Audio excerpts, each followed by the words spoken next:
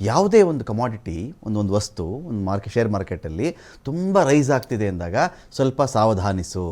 ಈಗ ನೀನು ಅದರಲ್ಲಿ ದುಡ್ಡು ಹಾಕಕ್ಕೆ ಹೋಗಬೇಡ, ಸ್ವಲ್ಪ ನಿನಗೆ ತಾಳ್ಮೆ ಇರಲಿ. ಇದರಲ್ಲಿ ಬೀಳುತ್ತವಾಗ ಏರಿದ್ದೆಲ್ಲವೂ ಇಳಿಲೇಬೇಕು ಅಂತ ಒಂದು ರೂಲ್ ಇದೆ.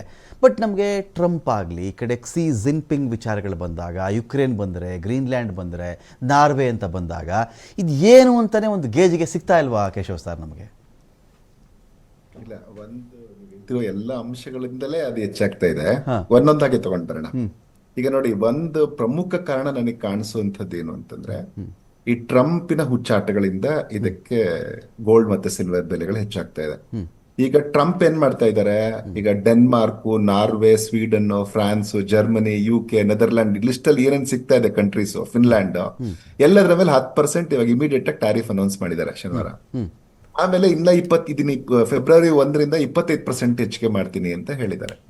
ಇದು ಒಂದು ವಿಶ್ವ ಮಟ್ಟದಲ್ಲಿ ಅನಿಶ್ಚಿತತೆಗೆ ಇನ್ನಷ್ಟು ಎಣ್ಣೆ ಆಗ್ತಾ ಇದ್ದಾರೆ ಅವರು. ಆಮೇಲೆ ಏನ್ ಮಾಡಿದೆ, ಈಗ ಇನ್ನೊಂದು ರಿಪೋರ್ಟ್ ಹೇಳ್ತಾ ಇದೆ ನಮ್ಗೆ, ಇಲ್ಲ ಯುರೋಪ್ ಈ ಸರಿ ಸುಮ್ನೆ ಇರಲ್ಲ, ಅವರು ಕೂಡ ವಾಪಸ್ ಅಮೆರಿಕ ಮೇಲೆ ಟ್ಯಾರಿಫ್ ಹಾಕ್ತಾರೆ. ಹೆಚ್ಚು ಕಮ್ಮಿ 93 ಬಿಲಿಯನ್ ಯೂರೋ ಅಷ್ಟು ಟ್ಯಾರಿಫ್ ನ ಹಾಕಕ್ಕೆ ಅವರು ತಯಾರಿ ಮಾಡ್ಕೊಂಡಿದ್ದಾರೆ ಅಂತ ಮಾಧ್ಯಮಗಳು ಹೇಳ್ತಾ ಇದೆ. ಅದರ ಜೊತೆಗೆ ನೀವು ನೋಡಿದೀರಾ, ಟ್ರಂಪ್ ಮಾತಾಡೋದೇನು ಅಂತಂದ್ರೆ, ನನಗೆ ಶಾಂತಿಯನ್ನ ಕಾಯ್ಕೋಬೇಕು ಅನ್ನುವಂತ ಇದಿಲ್ಲ, ನನಗೆ ನೊಬೆಲ್ ಕೊಟ್ಟಿಲ್ಲ, ಹಾಗಾಗಿ ಗ್ರೀನ್ಲ್ಯಾಂಡ್ ವಿಚಾರದಲ್ಲಿ ನಾನು ಈ ತರ ವರ್ತಿಸಬಲ್ಲೆ ಅನ್ನುವಂತ ಮಾತನ್ನ, ಹುಚ್ಚಾಟದ ಮಾತನ್ನ ಆಡ್ತಿದ್ದಾರೆ. ಅಂದ್ರೆ ಇವೆಲ್ಲವೂ ಅನಿಶ್ಚಿತತೆಗೆ ಆಡ್ ಮಾಡ್ತಾ ಹೋಗುತ್ತೆ. ಸೊ ನೀವು ಅವಾಗ್ಲೇ ಹೇಳಿದ್ದೇನು ಅಂತಂದ್ರೆ, ಒಂದು ಅದಕ್ಕೆ ರೀಸನ್ಸ್ ಇನ್ನು ನಾನು ನಿಮ್ಗೆ ಕೊಡ್ಬೇಕು, ಆಮೇಲೆ ಅದನ್ನ ಆನ್ಸರ್ ಮಾಡ್ತೀನಿ. ಇನ್ನೊಂದೇನು ಅಂತಂದ್ರೆ, ಈ ಸಿಲ್ವರ್ ಮತ್ತೆ ಗೋಲ್ಡ್ ಯಾವಾಗ್ಲೂ ಸೇಫ್ ಹೆವೆನ್. ನಮ್ಗೆ ಬಂಗಾರ ಅದ್ರ ಮೇಲೆ ಯಾವಾಗೂ ನಾವು ಕಮ್ಮಿ ಆಗ್ಬಿಡುತ್ತಾ ಅಂತ.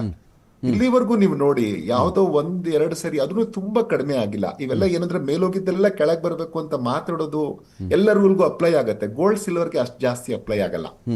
ಈಗ ಮೊದಲಿಗಿಂತ ಸ್ವಲ್ಪ ಕಡಿಮೆ ಆಗ್ಬೋದು, ಬಟ್ ನೀವು ತುಂಬಾ ಎಕ್ಸ್ಪೆಕ್ಟ್ ಮಾಡಕ್ ಇಲ್ಲಿವರೆಗೂ ಯಾವತ್ತೂ ಸಾಧ್ಯ ಆಗಲ್ಲ ಗೋಲ್ಡ್ ಸಿಲ್ವರ್ ಬೆಲೆ.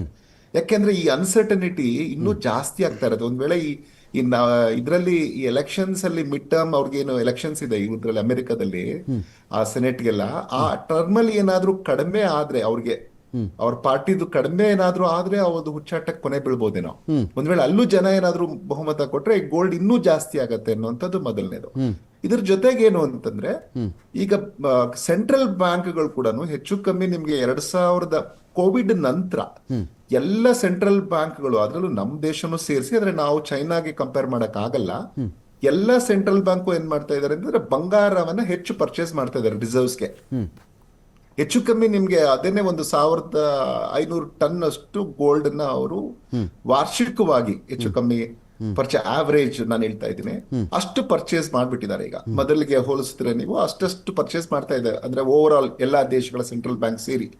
ಸೊ ಹಿಂಗೆ ಹೆಚ್ಚಾಗ್ತಾ ಇದೆ. ಹಂಗಾಗಿ ಮತ್ತೆ ಇವ್ರೇನ್ ಹೇಳ್ತಿದ್ದಾರೆ, ಚೈನಾದವ್ರಿಗೆ ಏನಂದ್ರೆ, ನಾವು ಯಾವುದೇ ರೀತಿಯ ಸಿಲ್ವರ್ನ ನಾವೀಗ ಎಕ್ಸ್ಪೋರ್ಟ್ ಮಾಡಬಾರ್ದು ಈಗ ಅಂತ. ಸೊ ಅಂದ್ರೆ ಈಗ ಒಂದು ಆತಂಕ ಸೃಷ್ಟಿಯಾಗಿದೆ, ಅದ್ರ ಜೊತೆಗೆ ಆಡ್ ಆಗ್ತಾ ಇದೆ. ಈಗ ಚೈನಾದವ್ರು, ಇಲ್ಲ ನಾವು ಇನ್ನು ಯಾವುದೇ ಕಾರಣಕ್ಕೆ ರಫ್ತು ಮಾಡಬಾರ್ದು ಇದನ್ನ ಬೆಳ್ಳಿನ ಅಂತ ಅವರು ಯೋಚನೆ ಮಾಡಿರುವಂತದ್ದು. ಇವೆಲ್ಲವೂ ಕಾರಣ.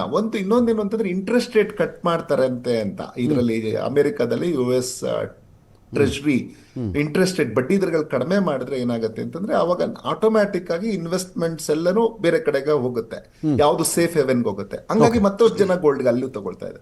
ಸೊ ಹಿಂಗಾಗಿ ಇವೆಲ್ಲ ಕಾರಣಗಳಿಂದ ಏನಾಗಿದೆ, ಬಂಗಾರದ ಬೆಲೆ ಹೆಚ್ಚಾಗ್ತಾ ಇದೆ. ಆದ್ರೆ ಒಂದು ವಿಚಾರನ let me be very clear on this, ಯಾವುದೇ ಕಾರಣಕ್ಕೂ ಇದು ಕುಸಿದ್ರೂ ಸಹ ನಾವು ಇಲ್ಲ ಇದೊಂದು 20,000 30,000 10 ಗ್ರಾಮಿಗೆ ಕಡಿಮೆ ಆಗ್ಬಿಡುತ್ತೆ ಆ ತರದ ಲೆಕ್ಕಾಚಾರ ಯಾರು ಹಾಕೊಳ್ಳೋದೇನು ಬೇಡ. ಯಾಕೆಂದ್ರೆ ಇದು ಕಡಿಮೆ ಆದ್ರೇನು it will be very nominal. ಯಾವಾಗ್ಲೂ ಏನ್ ಹೇಳುತ್ತೆ ಅಂತಂದ್ರೆ, ನಿಮ್ಗೆ ಯಾವುದೇ ಒಂದು ಗೂಡ್ಸ್ಗೆ ಡಿಮ್ಯಾಂಡ್ ಹಿಂಗ್ ಹೆಚ್ಚಾಗಿರುತ್ತೆ, ಅದರಲ್ಲೂ ಎಸ್ಪೆಷಲಿ ಗೋಲ್ಡ್ ಸಿಲ್ವರ್ಗೆ ನೀವು ಗಮನಿಸಿದ್ರೆ, ಇದನ್ನ ಸ್ಟಾಕ್ ಮಾರ್ಕೆಟ್ಗೆ ಅಪ್ಲೈ ಮಾಡಕ್ ಆಗಲ್ಲ ಇನ್ನ. ಆದ್ರೆ ಖಂಡಿತವಾಗಿಯೂ ಗೋಲ್ಡ್ ಅಂಡ್ ಸಿಲ್ವರ್ಗೆ ಇದನ್ನ ಅಪ್ಲೈ ಮಾಡಬಹುದು. ಹಾಗೆ ನೋಡಿ, ಇನ್ನೂ ಒಂದು ರೀಸನ್ ಇದೆ. ಈಗ ಸ್ಟಾಕ್ ಮಾರ್ಕೆಟ್ ಕೊಲ್ಯಾಪ್ಸ್ ಆಗ್ತಾ ಇರೋದು ಗಮನಿಸಿದ್ರೆ, ಎಲ್ಲ ದೇಶಗಳಲ್ಲಿ ಇದು ಆಗ್ತಾ ಇದೆ. ಇದು ಭಾರತದಲ್ಲಿ ನಮ್ಗೆ ಕಾಣಿಸ್ತಾ ಇರೋದಲ್ಲ. ಈಗ ಲಂಡನ್ ಅಲ್ಲಿ ಈ ಅನಿಶ್ಚಿತತೆಯಿಂದ ಅವರು ಹೆದರಿದ್ದಾರೆ, ಏನಪ್ಪಾ ಇದು ಟ್ರೇಡ್ ವಾರ್ ಶುರು ಆಗ್ಬಿಟ್ರೆ ಅಮೆರಿಕ ಮತ್ತೆ ಯುರೋಪ್ ನಡುವೆ, ಈ ಕಡೆ ಒಂದ್ ಕಡೆ ಚೈನಾ ರಿವರ್ಸ್ ಆಗ್ತಾ ಇದೆ. ಸೊ ಈ ತರ ಎಲ್ಲ ಆಗುವಾಗ ನಮ್ ಕತೆ ಏನು ಅಂತ ಹೇಳಿ ಅವ್ರೇನ್ ಅದಕ್ಕೂ ಆ ಕಂಪನಿಗಳೆಲ್ಲ ಕಂಪನಿ ಶೇರ್ಗಳು ಒಂದೊಂದೇ ಕೊಲ್ಯಾಪ್ಸ್ ಕಡಿಮೆ ಆಗ್ತಾ ಇದೆ. ಕೊಲ್ಯಾಪ್ಸ್ ಅನ್ನೋ ಪದ ದೊಡ್ಡದಾಯ್ತು ಅಂತ ಕಾಣುತ್ತೆ, ಬಟ್ ಕುಸಿತಾ ಇದೆ.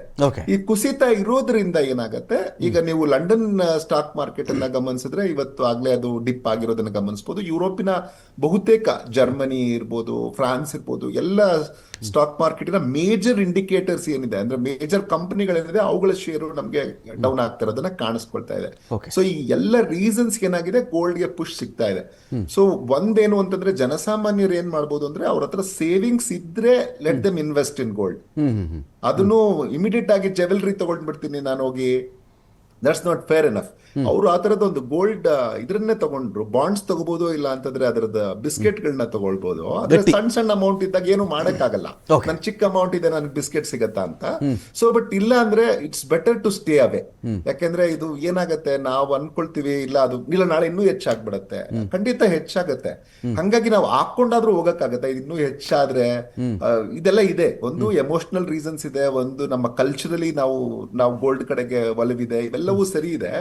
ಆದ್ರೆ let us also be little bit ರಾಷ್ಟಲ್ ಆಗಿ ಯೋಚನೆ ಮಾಡುವಂತದ್ದನ್ನು ಕೂಡ ಜನರು ಕಲ್ತ್ರೆ ಒಂದಷ್ಟು ಇದರದ್ದು ಆ ಮಟ್ಟಕ್ಕಾದ್ರೂ ಅದನ್ನ ಹಿಡಿದಿಟ್ಕೊಳ್ಬಹುದು ಅಂತ ಕಾಣುತ್ತೆ. ಫೈನ್ ಚರ್ಚೆ